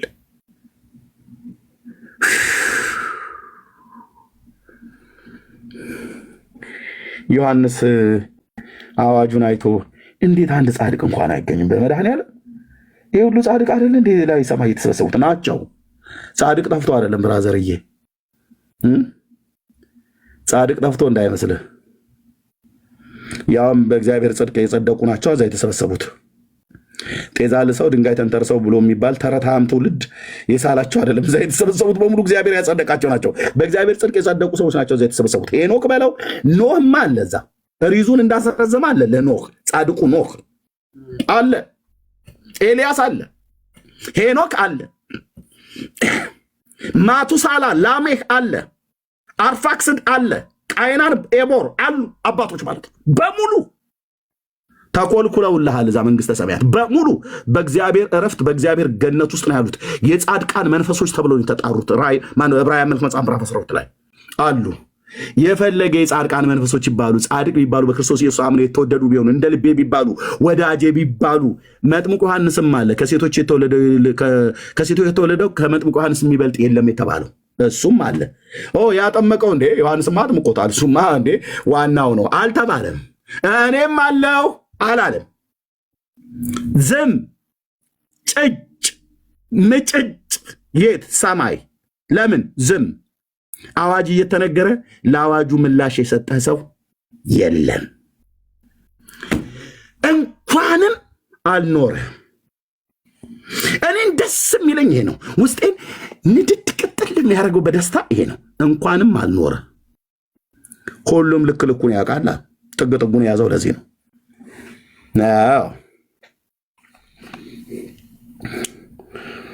ሲያውጅ አየሁ አለ። ከዛስ በሰማይ ጠፋ በምድር እስኪፈለግ ተብሎ በሰማይም ቢሆን በምድር ላይ ይሄ እዚህ ያለውን ኩቶ ትውልድ ማለት ነው። ማነሽ ነይ ቅጂ እዛም ላለ ቅጅለት ቅዳለት ብሎ ገና 2 ኩባያ ሲጠጣ የሴት ዳሌ እያየ የሐረር ሰንጋ ነጋዴ ይመስል በግራና በቀኝ ሴት ሲያገላብጥ የሚውል ወጠብሻ ጎረምሳና ሽማግሌ አይደለም። እነቂም እነቆም ማናቸውም የሉም። ከምድርም ተፈተሸ። ዮሐንስ ምን አለ? በሰማይም ቢሆን በምድርም ላይ ቢሆን ከምድር በታችም ቢሆን ከምድር በታች እንደው ያለ ፍጥረት ካለ ይፈልግ ነው ቢሆን መጽሐፉን ሊዘረጋ ወይንም ሊመለከተው ማንም አልተቻለውም ይላል። ቴንኪው እንዴ! ይሄኔ አንድ ሰው ተችሎት ቢሆን ኖሮ ብራዘር ሰውዬ ሃይማኖቱን ኦርቶዶክስ ተቀዳድማ የኔ እምነት ተከታይ ነው የምትልህ። አዳም የኔ እምነት ተከታይ ነው አይደል የምትለው። ገና ሲወለድ ጀምሮ ግዕዝ ነበር ሲናገረው የነበረው ትላለች።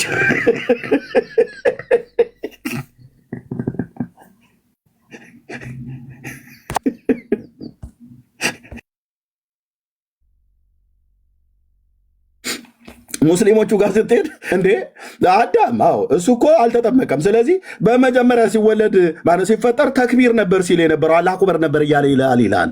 ይሄ ነው የእነ አባናን ማርፋ ስብከት። ይሄ ነው ቀድሞ ማይክ የመያዝ ያህል የመጨበጥ ያህል ነው። እና ኦርቶዶክስ አዳም ግዕዝ ነበር የሚናገረው። ያው የተወለደው ታውቃላችሁ ጎጃም ነው፣ ጣና በለስ አካባቢ ማለት ነው። ከብቶች ይጠብቅበት የነበረው ቦታ ታጥሯል አሉ።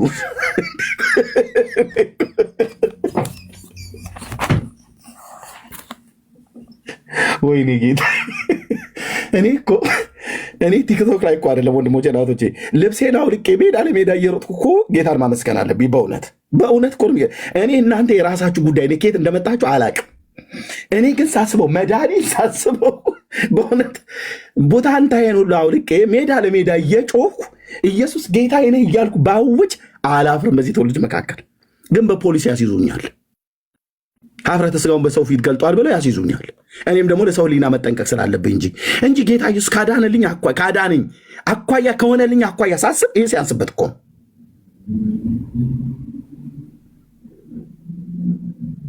አንድም የለም ከሰው ልጆች መካከል ተፈለገ በሰማይም ቢሆን ወፍ የለም እያለ ዮሐንስ። ቴንኪው ጌታዬ። ወፍ የለም እያለ ነው ዮሐንስ በዘመንኛው አማርኛ። ተፈለገ ምንም ከመላእክት ዓለም ጻድቃን፣ ሰማዕታት፣ ሊቃውንቱ፣ አዛውንቱ፣ እናቱ ብለህ ብትል ናቲንግ። ወፍ ጨጭ ነው ያለችው። እኔ እናቱ አለሁ 9 ወር አርግዤ የወለድኩት በጠባው ጥፍቶቼ በተሸከሙት ማኅፀኖቼ ብላ አላለችም። ዝም ጭጭ ጸጥ ረጭ።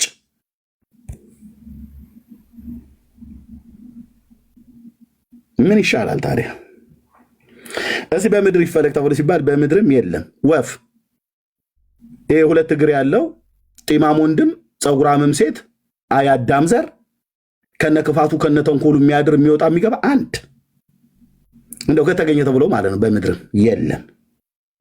ከምድርም በታች ሲፈለግ ተብሎ የለም። አዋጁ ታውጇል። ለአዋጁ ምላሽ የሰጠ ግን የለም። ተፈለገ እዚህ በሰማይ ካላችሁ መካከል እጃችሁ ልታወጡ የምትችሉ ካላችሁ ተብሎ ማለት ነው። የለም፣ ያወጣ የለም። ኦኬ፣ ከሰማይ ተሞከረ። ከምድርስ? እሺ፣ ከምድር ይታይ እስቲ።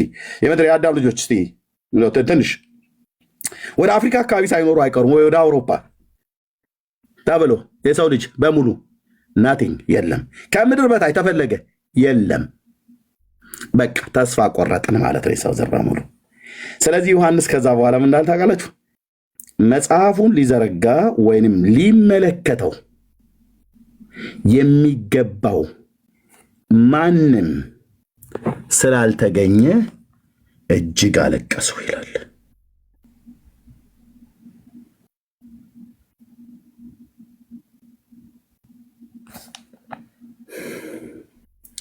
ዮሐንስ ተስፋ ቆርጦ በአዳም ልጆች አልቅሷል። አንድም የረባ ከዙፋኑ ላይ ከተቀመጠው መጽሐፉን ሊወስድ የሚችል የለም። በሙሉ አሹቅ የሆነ ትውልድ ነው አልኩ። በሙሉ አንተ፣ አንቺ፣ እኔ፣ እነንተና ብለህ የምትላቸው በሙሉ በክርስቶስ ኢየሱስ ነው ሰው የሆን ነው። ራሱ አብርሃም እንኳን ቢሆን እኮ በክርስቶስ ኢየሱስ ነው ብራዘር፣ በእግዚአብሔር ነው የከበሩት። አለቀሱ ይላል። በቃ ትክክል ነው ያደረገው ዮሐንስ። ታዲያ ምን ሊል ይችላል? አለቀሱ ይላል። ምን ያስለቅሳል ብለን ብንጠይቀው ምን ሰው አለ እንዴ? ኤርሚያስ ምን ሰው አለና? እኛም እኮ ብንሆን እኔ እንኳን ራሱ የጌታ ሐዋርያ ሆኜ ይህን መጽሐፍ ራሱ ዮሐንስ እንኳን ይህን መጽሐፍ ሊከፍተው አይችልም። ራእዩንና 3 መልእክታትን ወንጌሉን የጻፈ ሐዋርያ አንተ ራስህ ለምን ኢየሱስ ደረት ስር ስትጠጋ ነበር እንዴ? የዘብዴዎስ ልጅ ዮሐንስ ራእዩን የጻፍከው አንተ አይደለ እንዴ? የያዕቆብ ወንድም እንዴ? መረቦቻችሁን ጥላችሁ አባታችሁን ዘብዴዎስን ተሰናብታችሁ ገሊላ ባህር ላይ ተከተሉኝ ብሎ ሲል ዝም ብለህ የተከተልከው ይህን እንኳን መጽሐፍ እንድትከፍት እንኳን ስልጣን አልሰጠህም ማለት ነው። እና እንዴት ለዚህ እንኳን አንተ ያቅታል ብለህ ብትለው ደረት ስር የመጠጋት ጉዳይ አይደለም። አዎ ደረቱ ስር ተጠግቶ ነበር ጌታ ኢየሱስ ክርስቶስ የሚወደው፣ እሱም ደግሞ ጌታን የሚወደው ሐዋርያ ነው። ኦኬ። አዎ ዮሐንስ ማለት የፍቅር ሰው ነው የሚባለው። እንደው ለሱም አልተቻለም። 5 መጽሐፍ ጽፎ ለጌታ ደረት ስር ተጠግቶ ያወራ የነበረ የፍቅር ሐዋርያ የሚባለው አልቻለም። ሰማዩን ሲከፍተው ዝም ብሎ ቫኪዩም የሆነ ሰማይ አይደለም ያሳየው። የጻድቃንን መንፈሶች ሁሉ እግዚአብሔር አሳይቶታል። አባቶችን በሙሉ እዛ የተደረደሩት እንትና እጁን ያወጣ ይሆን? ሳሙኤል እጁን ያወጣ ይሆን? ሌው ቆይ ሌው እሱ ካላወጣ አብርሃም ሊያወጣ ይችላል። አብርሃም ቢዘለው ያው እንደው ቢያንስ ሙሴና ኤልያስ ዝም አይሉም። ይስሐቅንስ ቢሆን ልጠብቀው እያለ ተራ በተራ ቢያይ የለም አንድም የሚያወጣ አለው ብሎ ለአዋጁ ምላሽ የሰጠ የለም። ደስ ይለኛል እንኳንም አልኖረ። ዮሐንስ ግን ወደ ለቅሶ ገባ።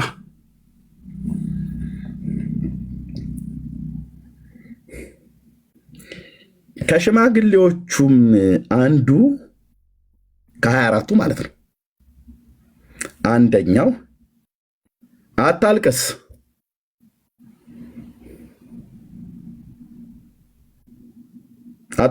ዮሐንስ ለምን አላለቅስ ብለህ ነው? ከመላእክት ዓለም ተፈልጎ ታጣ። ሰማይ ላይ ያሉት እናቱም ብትሆን ይህን ነገር ምንም አይታ ዝም ነው ያለችው። መልአኩ ይህንን ያህል ታላቅ መልአክ አዋጅ ሲያውጅ ቢያንስ እንኳን እሷ 9 ወር የጸነሰችው ለምን ግን አታነሳም እጇን? አይ እሷ እናት ስለሆነች አችልም። በእናትነት አይደለም ጉዳዩ። እና ምንም እኮ ሰው የለም። አዎ የለም ማለት ሰው ጠፍቶ ነው አይደለም፣ ጻድቃን ጠፍቶ ነው አይደለም፣ ግን አልቻሉም፣ የሚችሉ አይደሉም። ቁጭ ትላለህ አልኩ።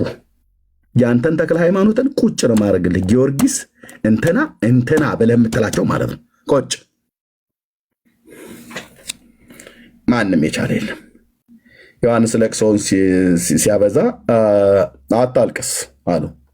አታልቅስ ዮሐንስ በቃ አታልቅስ አልቀሰ ማለት ነው።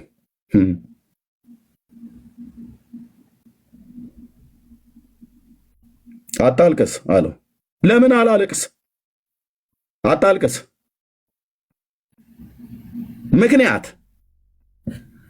እነሆ ነገዱ ማለት ነው። ነገዱ ከይሁዳ ነገድ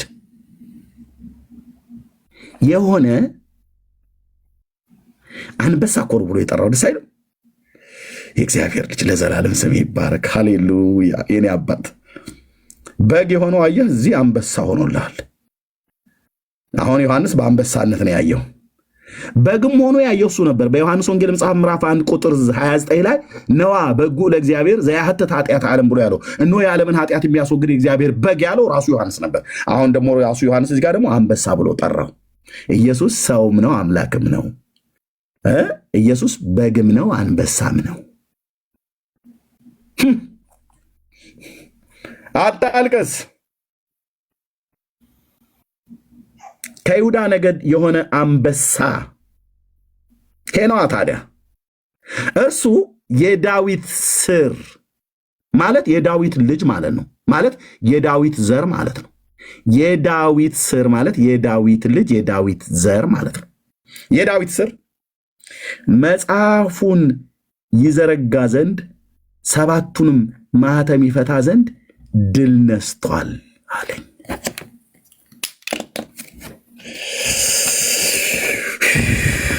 ቴንኪው የኔ አባት፣ ቴንኪው ጌታዬ፣ ቴንኪው የኔ አባት። ድመቅልኝ የኔ አባት፣ ስምህ ይድመቅ። ድል ነስቷል አለኝ። እነዚህ በሙሉ እዚህ የተሰበሰቡት ለምንድን ነው ያልቻሉት? ድል አልነሱም። ማንን?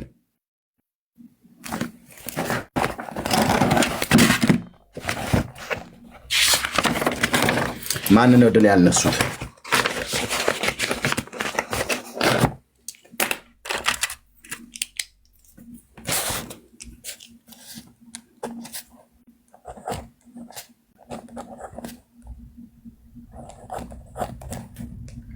ኃጢአትን፣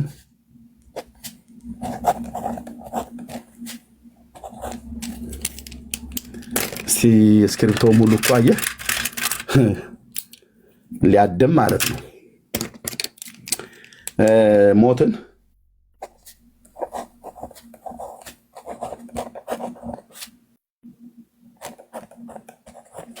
ዲያብሎስን ማለት ነው።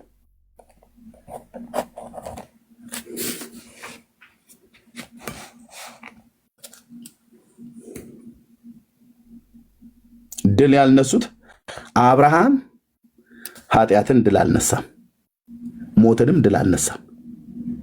በሞት ተይዟል። ዳዊትስ ቢሆን በሞት ተይዟል። ኢቭን በሞት እንኳን ያልተያዘው ሄኖክ ኃጢአትን ድል አልነሳም። ሞትን እንኳን ሳያይ በእምነት እንዲወሰድ እንኳን ቢያደርገው እግዚአብሔር ኃጢአትን ግን ድል አልነሳም፣ ዲያብሎስንም ድል አልነሳም።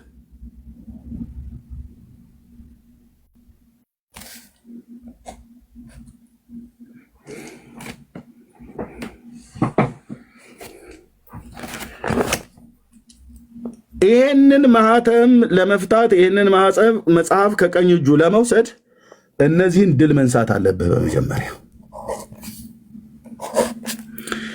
ኃጢአትን፣ ሞትንና ዲያብሎስን አብርሃምም ከአዳም ጀምሮ እስከ መጨረሻው ሰው መጨረሻ ተብሎ የሚወለደው ማለት የመጨረሻ ተብሎ የሚባለው እስከዛ ድረስ አንድም እነዚህን ድል የነሳ የለም። ከዚህ ትውልድ መካከል ግን ሰው ሆኖ ከአዳም ዘር ከአብርሃም ልጆች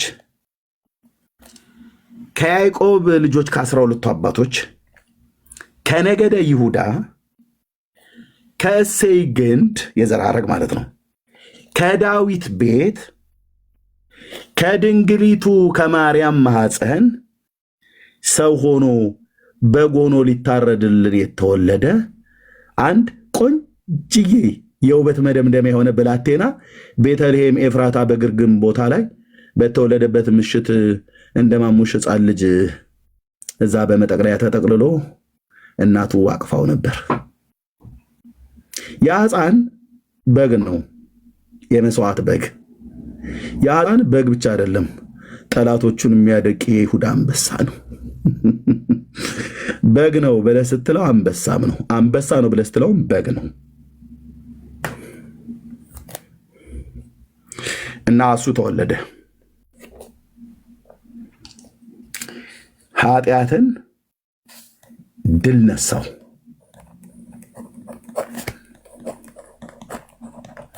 ስለ ኃጢአት ከእናንተ ማን ይከሰኛል አላቸው። ታውቃለህ? አይሁዳውያንን ማን ነው ስለ ኃጢአት የሚከሰኝ አላቸው።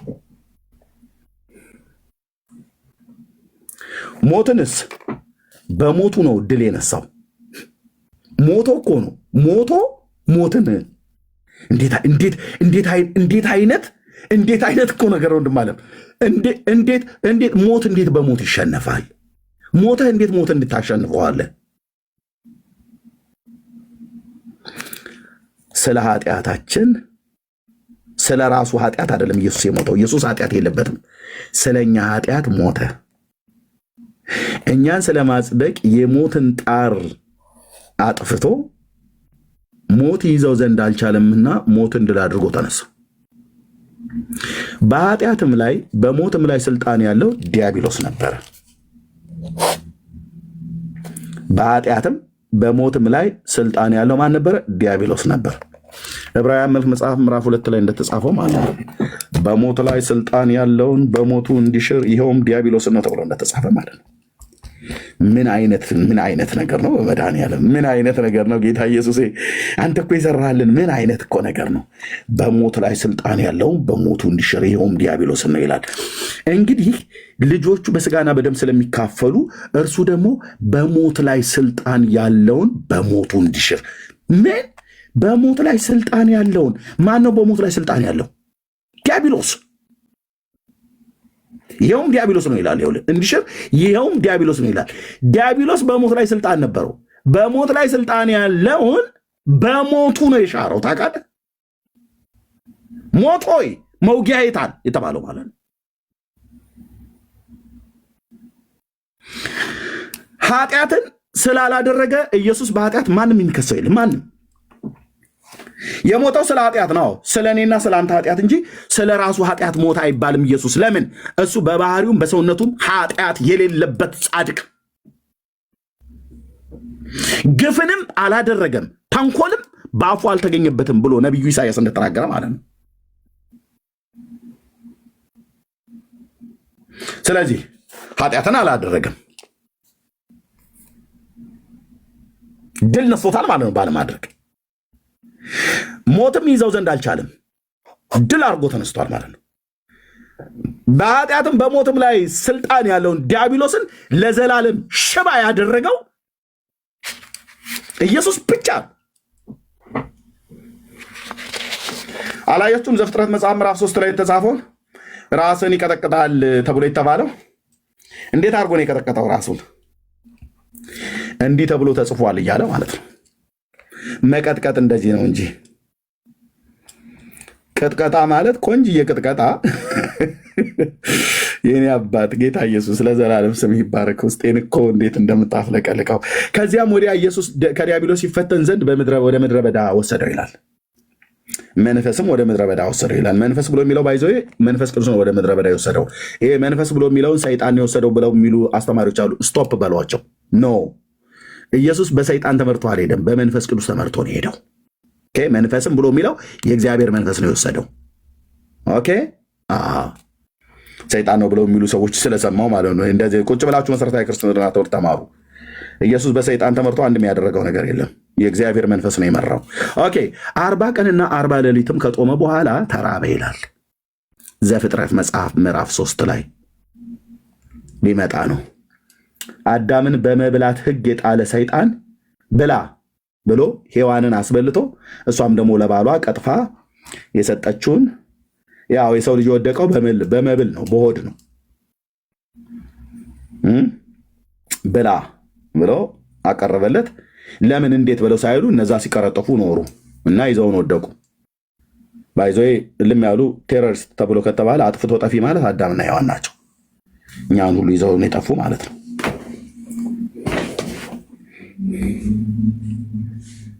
እህቶች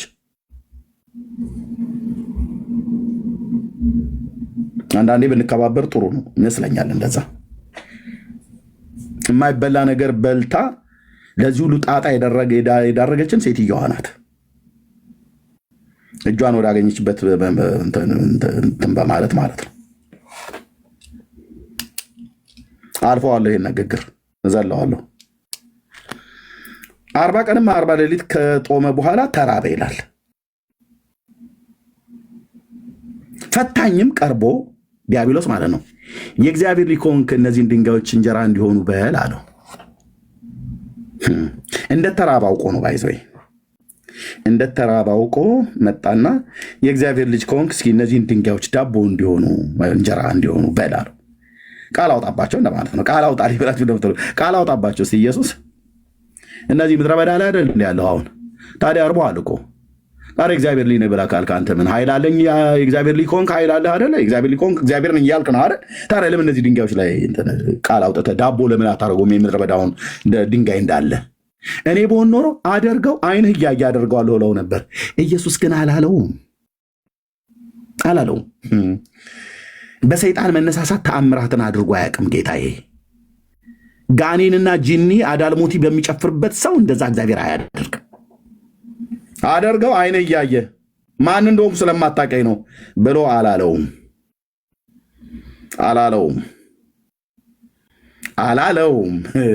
እኛ ብንኖር ማን እኔ እኮ አንተ እኔ እኮ አገልጋይ እኮ ነኝ ብለን ነበር። አላለውም። እና እነዚህን ድንጋዮች ዳቦ እንዲሆኑ በል አለው። የጌታ መልስ ይልኝ የጌታ መልስ አደርገዋለሁ ዓይን እያየ እንዳለ ቆልቆልዬ ህዝቡ ሁሉ እየመጣ እንዲያግዘው ነው ማድረግ። ይሄን ድንጋይ ሁሉ ዳቦ አድርጌ ቋጥኙን ሁሉ ዘመናት ሁሉ ተቆርሶ የማያልቅ ላድርገው ብሎ ቢል አይችልም? ይችላል። እና እንኳን እስራኤል አይደለም ዓለም ሁሉ እየመጣ ቢዘግን ቢበላ የማያልቅ ዳቦ ላደርገው እችላለሁ ብሎ አላያችሁትም? 5 ዳቦች እኮ ይዞ ነው ከእጁ ላይ እኮ ነው የበዛው። ታውቃለህ? ከእጁ ላይ ማለት ነው ሐዋርያቱ እንዲቀመጡ አድርጉ ብሎ እዛ በተራራው ስብከት እናንተ የሚበሉትን ስጧቸው አለ። 2 ዓሣና 5 ዳቦ ነው። እንደዚህ ነው አይደል ያለው? ባይዘው የጴጥሮስ ወንድም ትንሹ እንድሪያስ ሐዋርያው እሱ እጅ ላይ ነው የተገኘው ነው አይ ቲንክ ብሎ የሚለው መጽሐፍ ይመስለኛል። እና ከእጁ ላይ ነው የበዛው። ሲወስዱ አያልቅም። ይመጣሉ፣ ይወስዳሉ፣ ይመጣሉ፣ ይወስዳሉ፣ ይመጣሉ፣ ይወስዳሉ፣ ይመጣሉ፣ ይወስዳሉ። ምንድን ነው? ማን ነው እየጋገረ በላዩ የሚጥል? የለም፣ አይታይም። የተአምራት አምላክ ሃሌሉያ፣ ሃሌሉያ፣ ሃሌሉያ። ይበሉ ዘንድ መናን ከሰማይ አወረደላቸው ሙሴ ተብሎ ተጽፏል። አንተስ እንድናምንብህ ምን ታምራት ታደርገናለህ? ጌታ ኢየሱስ ምንም አላደረገም። አይገርምም? ምንም። አይሁዳውያኑ እዛ ሙሴ እኮ በምድረ በዳ መናን ይበሉ ዘንድ ሰጥቷቸዋል። አንተስ እንድናምንብህ ምን ታምራት ታደርጋለህ? አንድ የአይሁድ ጎረምሳና ሽማግሌ አሮጊት ስለለፈለፈበት አይደለም ኢየሱስ ታምር የሚያደርገው። ገልጸ ነው። ሰይጣንም ስለነዘነዘው አይደለም የሚያደርገው። ገልጸ ነው። ማርያምም ስለጨቀጨቀችው አይደለም የሚያደርገው። ኦኬ። የገሊላ ቃና ገልጸ ነው። አዎ። እና ከእጁ ላይ ነበር የሚመስሉት የነበረው ማለት ይወስዳሉ 5000 ህዝብ ሴትና ሕፃን ሳይቆጠር። ምን ጉድ ነው በመድኃኔዓለም። ከዛ ተበልቶ 12 ቅርጫት አንድም ዓሣ የተጠበሰ ደረቅ ያለ ማለት ነው ጥብስ። እንዴት አድርገው ነው የጠበሱት አንተዬ እየተባለ ማለት ነው። ማንም የጠበሰ የለም ከኢየሱስ እጅ ላይ። የኔ አባት የዘመኔ ቁጥር ይለቅ፣ የዘመናችን ቁጥር ይለቅ አንተን በማገልገል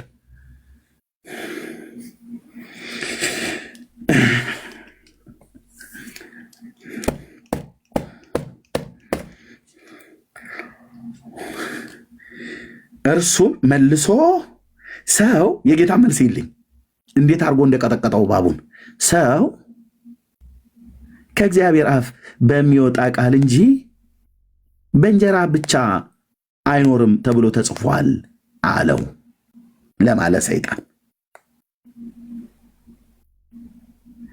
ምንድን ያለው? ድንጋዩ ለምን ዳቦ እንዲሆን አድርገህ አትበላም? እርቦሃል። ይኸው ታርቦሃል እኮ አንጀቱ ሁሉ እንትን ብሏል፣ ተጣብቋል። እኔ የምልህ እግዚአብሔር ልጅ ነኝ ብለህ በማለት እኮ እግዚአብሔር ነኝ እያልክ ነው። ታዲያ ለምን ድንጋዩን ዳቦ አድርገህ አትበላውም? ይህንን ያለው የት ነው? ምድረ በዳው ላይ መጥቶ ማለት ነው።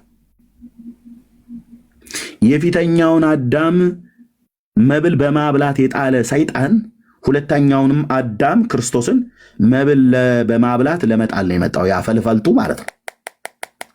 ይሄ ሁለተኛው አዳም የተባረከው ጌታ በሮሜ መልክ መጽሐፍ ምዕራፍ 5 ላይ ያለው እንደ ፊተኛው አዳም ማንም ብላ ብሎ ሲለው ተነስቶ የሚበላ ሆዳም አይደለም። አየህ ጌታዬ፣ ማንም ሰው ብላ ስላለው አይበላም።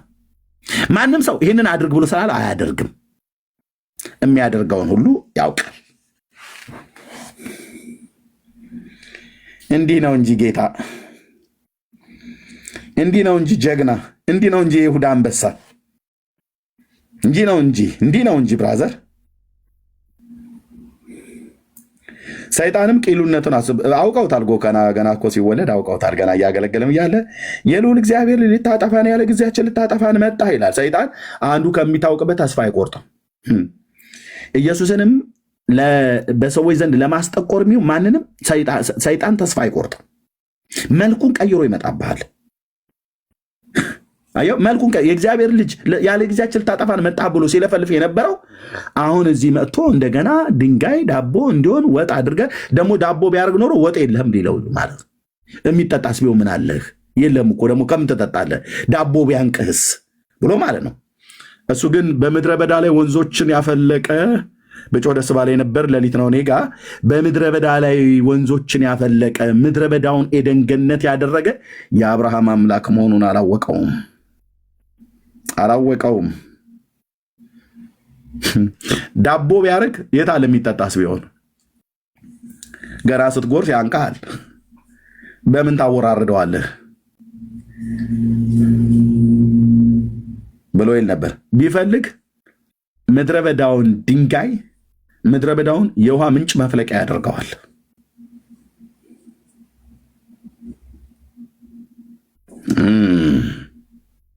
ምድረ በዳውን የምንጮች መፍለቂያ የሚያደርግ 40 ምንጭ ሊያደርገው ይችላል።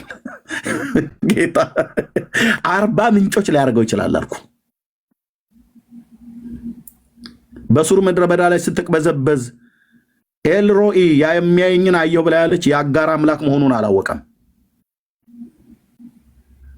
ከጭንጫ አለት ላይ ውሃን በበትር አለትን አስመትቶ ውሃን ያፈለቀ የእስራኤል አምላክ መሆኑን አላወቀም።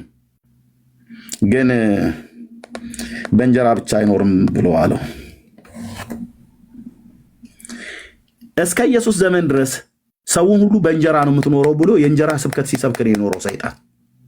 ዋናው የሆድ ጉዳይ ነው። ሮጥ ብለህ ይሄ አዳም ልጅ በሙሉ እኛን ሁሉ ጭምር አብዛኞቻችን የሚያስሮጠን ለምንድን ነው? ለሆድ።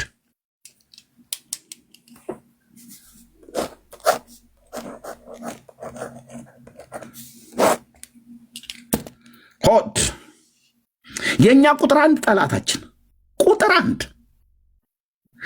አንድ ደመኛችን፣ ቁጥር አንድ ጠላታችን፣ ከእግዚአብሔር የለየን የአካል ብልት።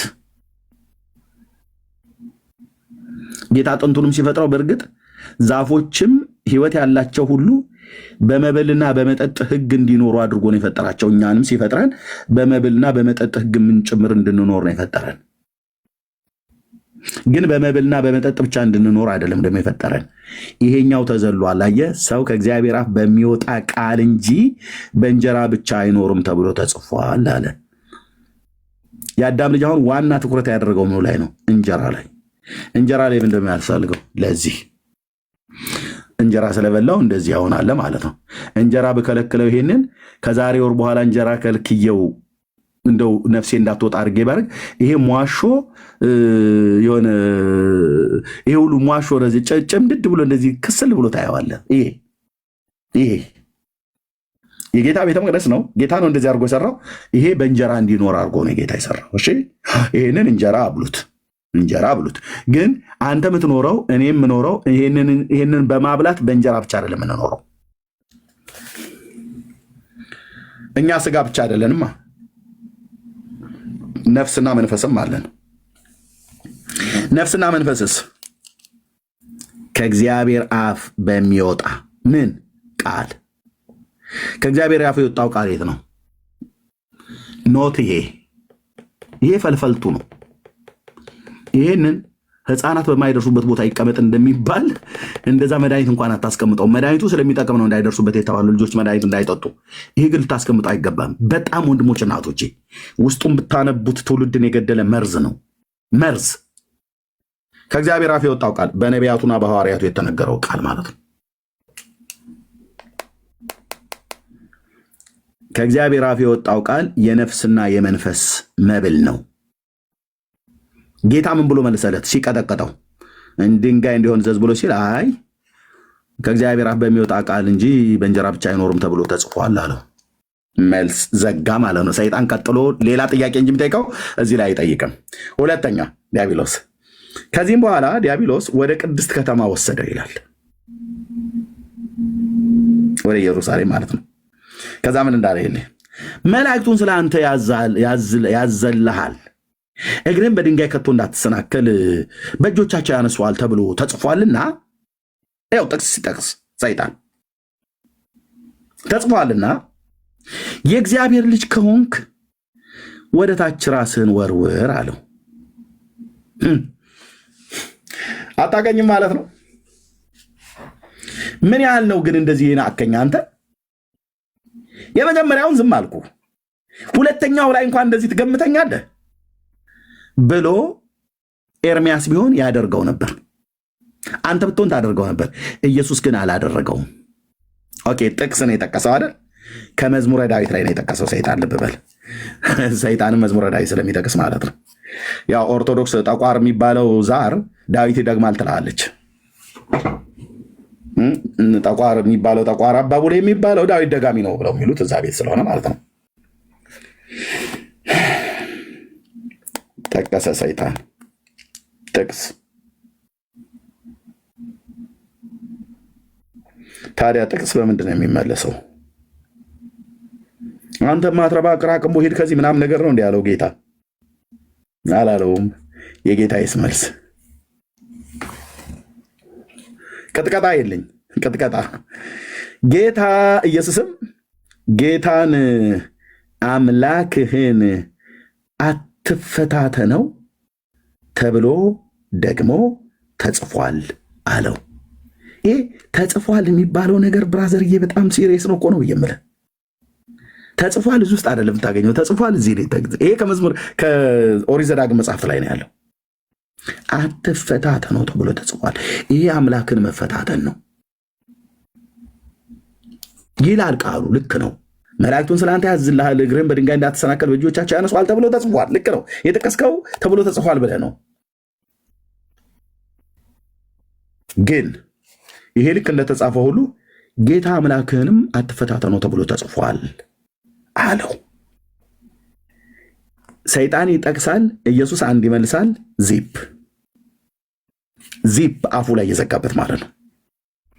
ኦኬ። ዲያብሎስም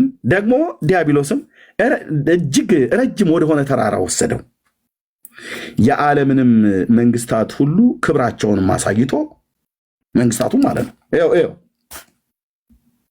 ይኸው እያየሆነ ይሄን ክብር መንግስት፣ የኛውን መንግስት፣ የኛውን እያየሆነ ይሄኛውስ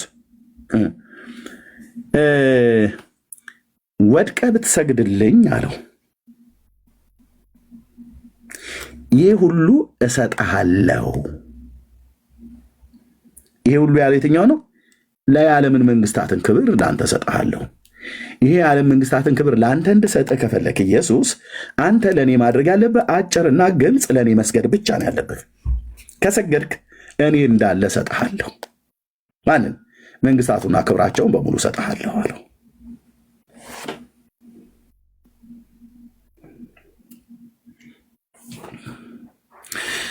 እስቲ ቆይ ነገሩን ላስብበት። ማነው እኔ መንግስታትን ክብር እዚህ ውስጥ ያለ አሜሪካንን በሙሉ አስገዛልሃለሁ ብሎ ቢልህ ምን እንደምትለው ወንድም አለ እህቴ? አውሮፓ በሙሉ ነው የሚገዛልሽ ተብሎ ቢባል ምን እንደምትሉት? እያንዳንዱ ከግብሽ ስር መጥተው እንዲደፉ እንዲሰግዱ አደርጋለሁ።